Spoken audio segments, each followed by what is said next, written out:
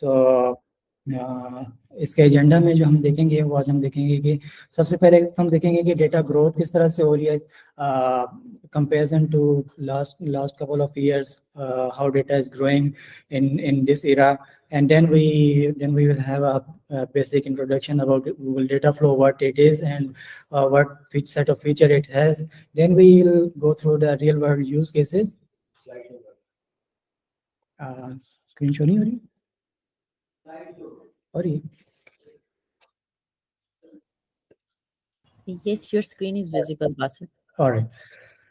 तो एजेंडा में देन हम देखेंगे कि रिसेंटली जो हमारा डेटा फ्लो के साथ एक्सपीरियंस रहा है in one of our real world application, तो हमने इसको डेटा फ्लो को किस तरह से यूज़ किया, क्या हमें चैलेंजेस आए, किस तरह से हमने उनको रिजोल्व किया, हमने किस तरह से इम्प्रूवमेंट की उसमें.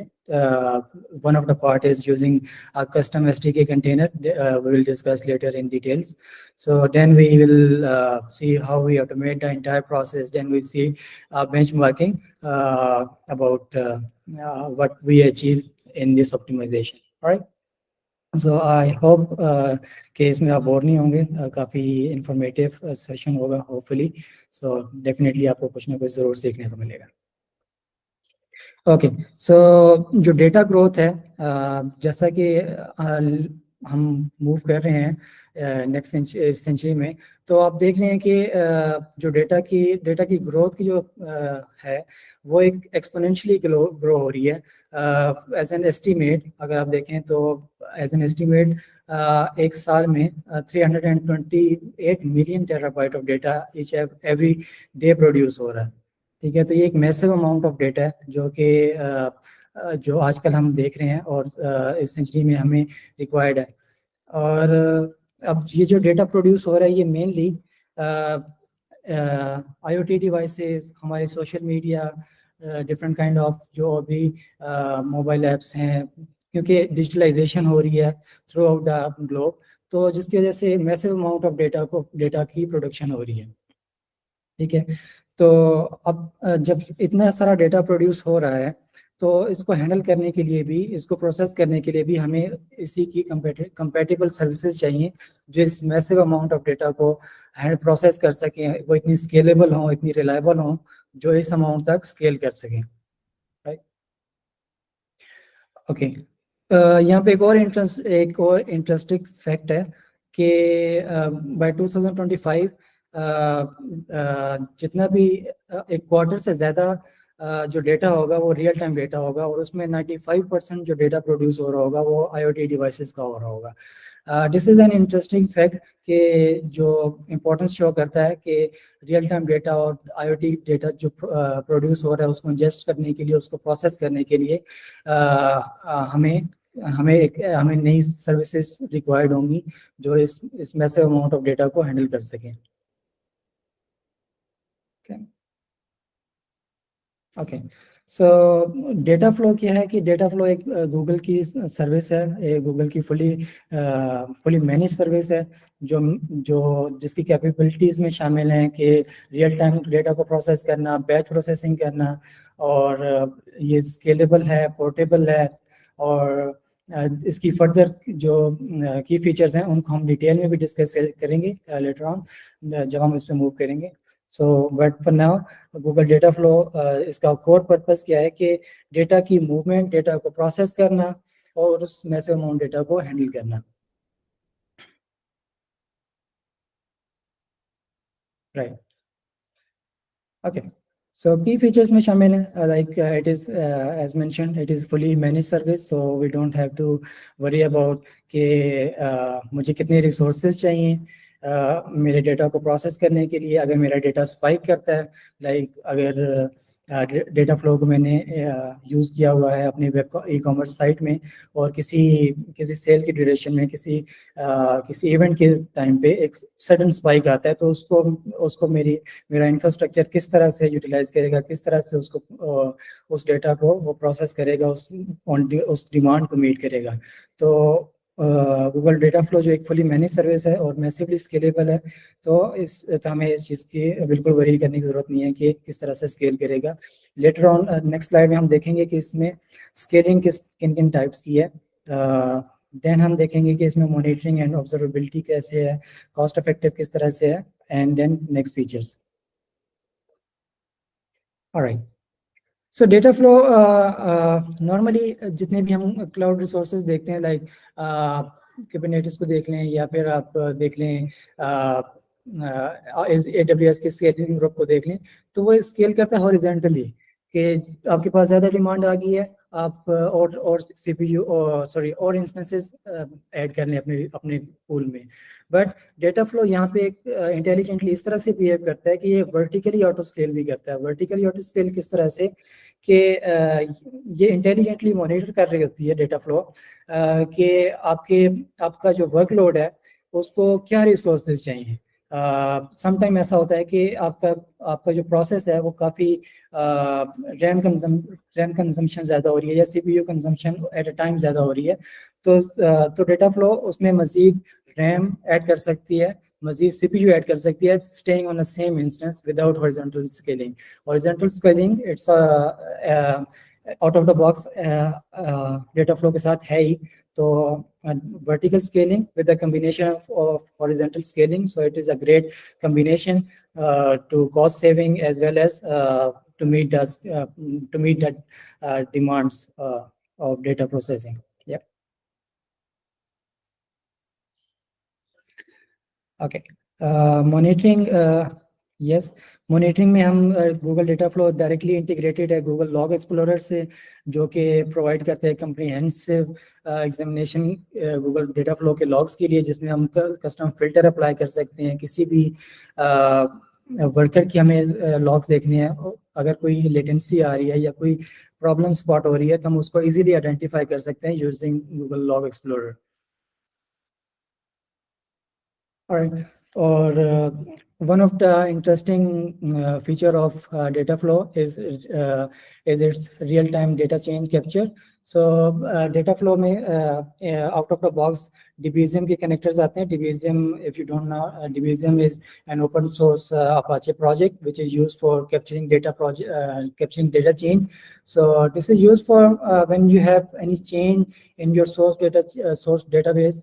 And you have to listen it to process some changes for any reason, like for real-time alert, for monitoring or something else, or you can use it for heterogeneous you can say data replication. For example, if your source database is MySQL and you have to dump into some big data table like BigQuery in Google and Apache on AWS Redshift or any other database. So this is an also interesting feature of data flow. And so इसके साथ Google Data Flow में हमें pre-built template भी मिलती हैं, ठीक है, जिसको हम यूज कर सकते हैं to integrate with our system. Okay. तो अब हम जरा इन डेप्थ जाते हैं कि डेटा फ्लो बिल्ड किस पे है, काम कैसे करती है, ठीक है। डेटा फ्लो एक ओपन सोर्स टूल्स पे का बिल्ड है, जिसमें मेन प्लेयर अपाचे बीम है। Apache Beam you may know कि एक ओपन सोर्स प्रोजेक्ट है जिस पे डेटा फ्लो बेस्ड करती है।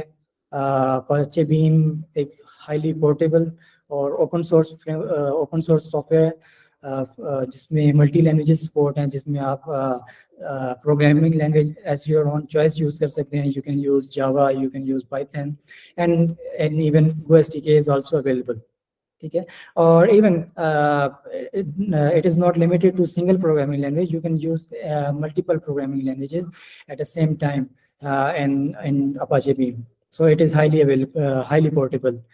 And this is one time. If you write any data pipeline in Apache Beam, you can deploy in any framework. Like you can deploy on Dataflow. You can even pick the same code and deploy on other providers like Apache Flink or Spark or any other. Or even you can run on your own VM as well. So this is highly portable service. All right. So some couple of use cases here that I would like to mention.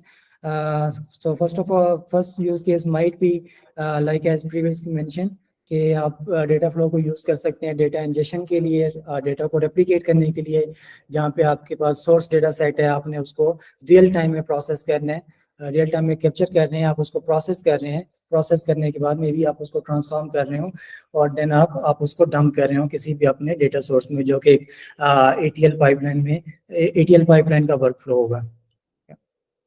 इसके अलावा data flow को आप use कर सकते हैं power BI dashboard को back करने के लिए, जहाँ पे डेटा फ्लो आपके सोर्स डेटा को बैच प्रोसेसिंग में रीड कर रही है, उसको प्रोसेस कर रही है और उसके रिजल्ट में आपके बीआई डैशबोर्ड को अपडेट कर रही है. So this is one of the use case. Another thing that we also using in our real world application is to process sensor data and logs data at scale. Yes.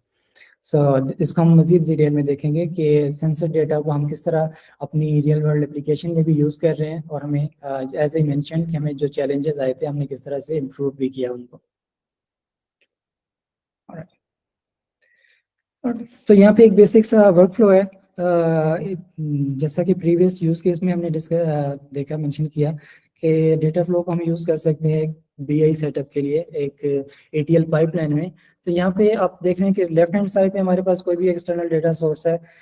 It can be anything, it can be files और it can be our application, mobile apps और anything that is pushing data to a PubSub topic. PubSub, if you know, PubSub is you can say it's a queue service, or it is a topic and subscription based service.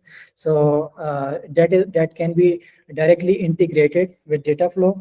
So इस case में क्या होगा कि Dataflow PubSub की जो भी new messages आ रहे होंगे, Dataflow उनको लिसन कर रही होगी and then process it. जो इसमें स्टेजेस होंगी कि डेटा फ्लो की स्टेजेस क्या होती हैं, उसको हम लेटर ऑन डिटेल में देखेंगे कि डेटा फ्लो किस तरह से वर्क करती है, किस तरह से उसमें स्टेजेस होती हैं. ठीक है, okay.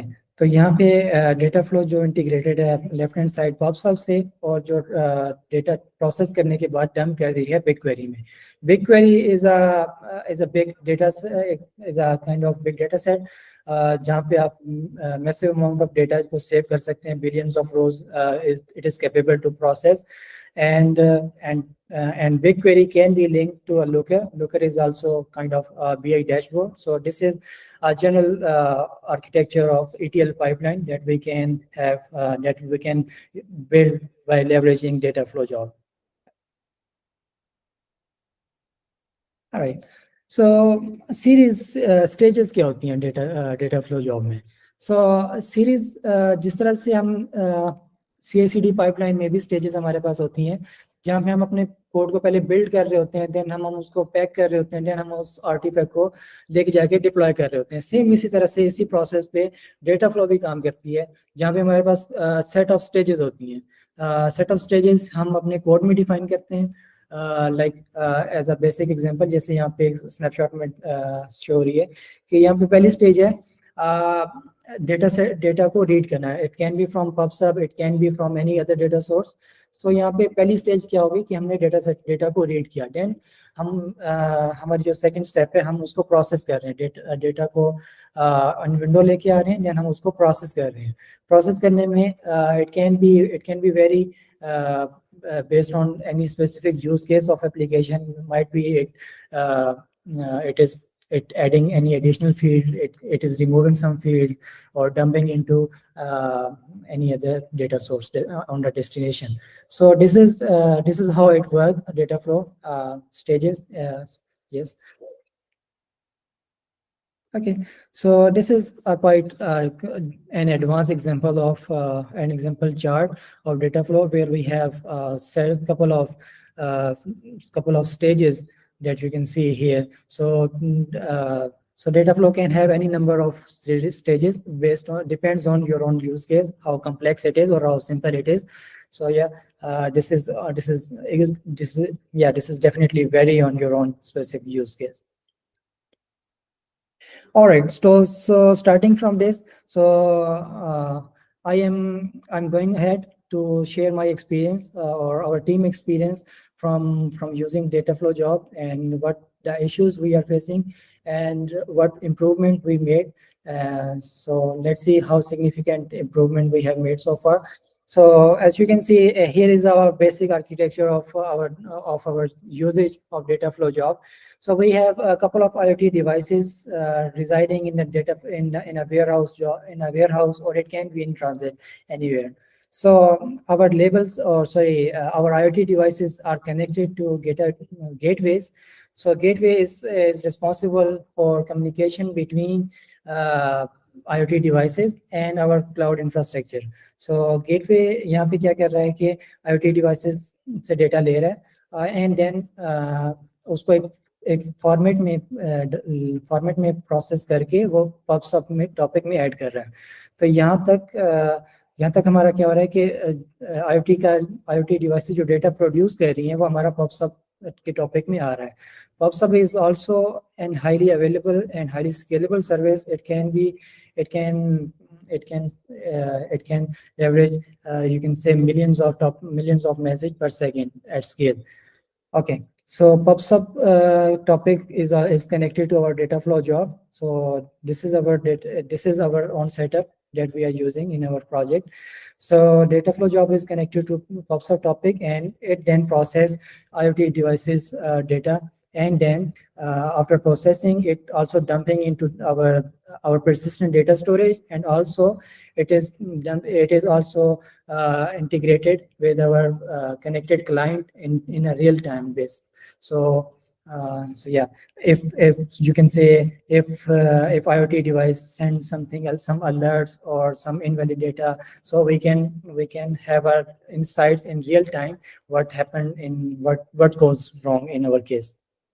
So this is the basic architecture that we are using. So what is the issue with this within our current use case? So within our current use case, we have every application has set of dependencies that application need to perform its task. So in our case, our pipeline is in Python, is written in Python, and it has some dozens of packages that need to be pre-exist to make Dataflow to work.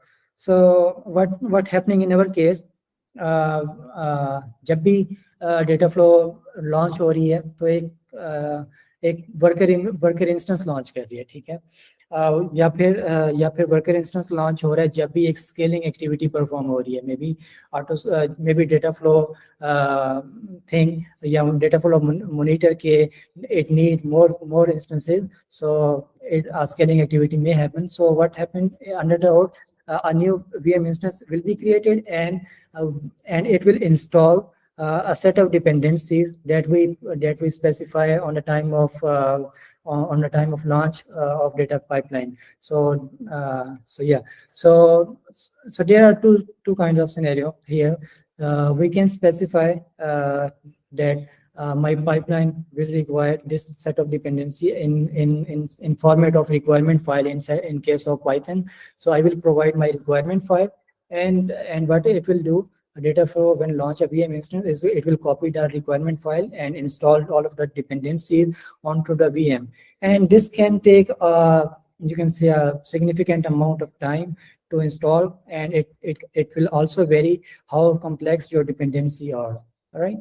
So in our case, it was taking about 12 to 15 minutes as a warm-up time of any worker image, whether it is a new fresh deployment or it is happened due to a scaling activity, right? All right. So so how do we overcome this? So as I mentioned, Apache Beam is highly portable service, and it also support a pre-built SDK container that it could leverage and it could use to work on a specific container. So when we provide a container, we can also build our dependency, or we can directly install our dependency directly on the time of creation of this container image. So whenever a new instance is launched, it will use the pre-built container image with already having these dependencies pre-installed. So it will reduce this warm-up time significantly. So in our case, I will share a benchmark that we achieved later on at the end of these slides. So what we have achieved so far. So in conclusion, so if we provide a custom SDK container, what it will do, as you know, our dependency will be pre-installed, and any VM instance will be used this container to perform its pipeline tasks. So this will definitely reduce your warm-up time. All right, and if you have any, you can say local Python package or any local NPM packages, you can also leverage. You can also install on your custom SDK container. If it is, even if it is not publicly available, you can build them, and you can install directly at the time of creation of SDK container, right? All right. So you may think like the process of creating container image is a time-taking process. You know, it includes several set of processes like selecting base image, downloading it, installing set of packages, dependencies, and all of the stuff. But you know, it rarely happens. It rarely happens when you have to update your dependencies.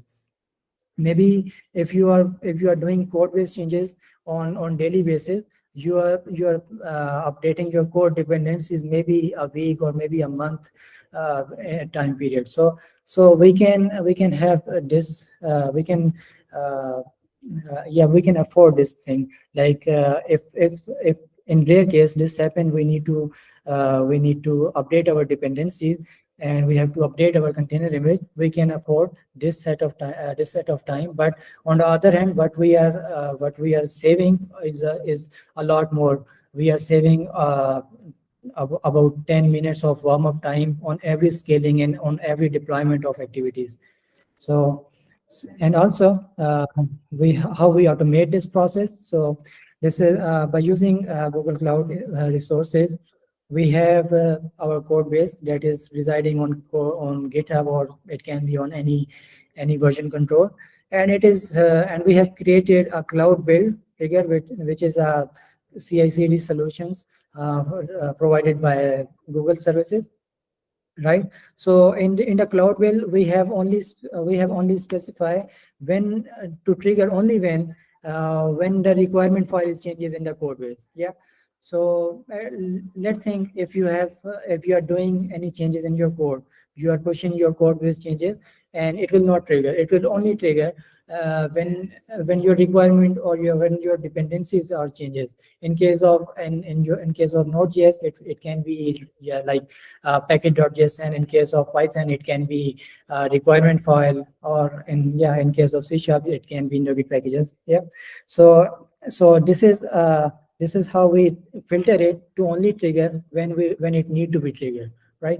So when this cloud will trigger, it will create a new SDK image that we mentioned previously. So what it will do, it will copy the requirement file from our code base and build a new container image and push into the artifact registry. So artifact registry is kind of Docker is a storage of storage for container images especially.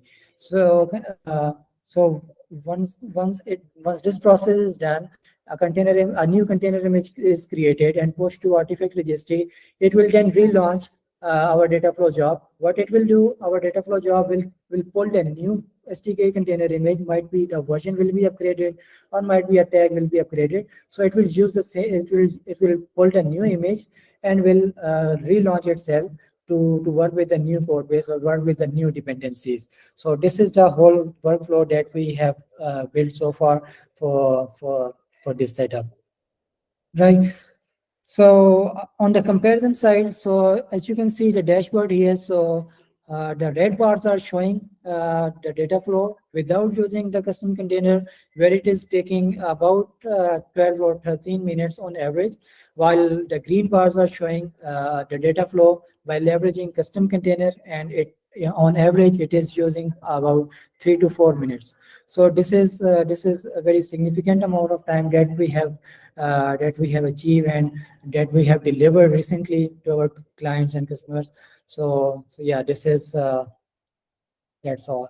So in the summary, that all that we have covered so far. So data flow, as you know, is highly scalable. How scalable it is, how powerful, and how portable it is in case like in case of portability, in case of deployment on other cloud providers, in deployment on your local or on your own custom VM, and with a rich set of features like as we discussed, SDK container, and there are a lot more set of features that have to be covered, that can be covered in any different time or any different session. So yeah, that's all from at the moment from Dataflow job. Hope you feel enjoy on this session.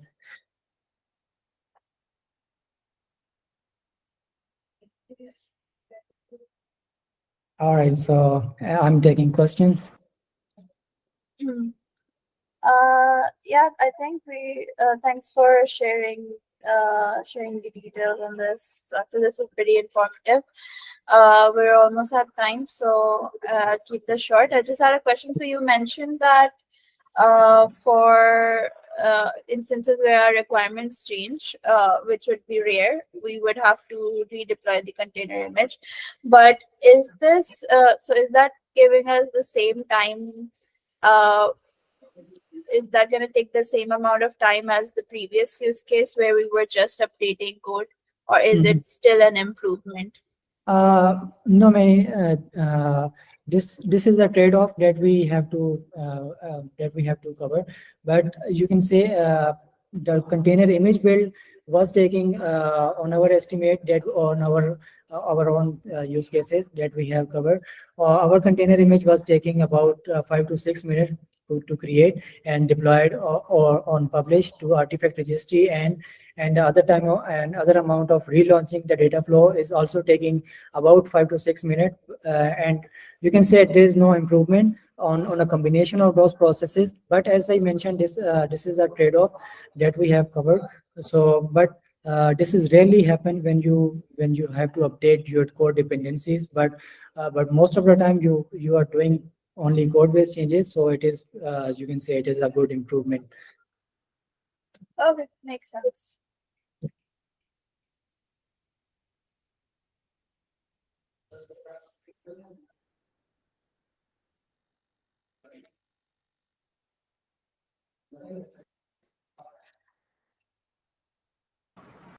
I guess no one else has any questions. All right. Thank you very much for joining the session. Yeah, hopefully you have enjoyed and have anything to learn. You may learn anything new. Yeah, hopefully. Thank you. Have a nice day.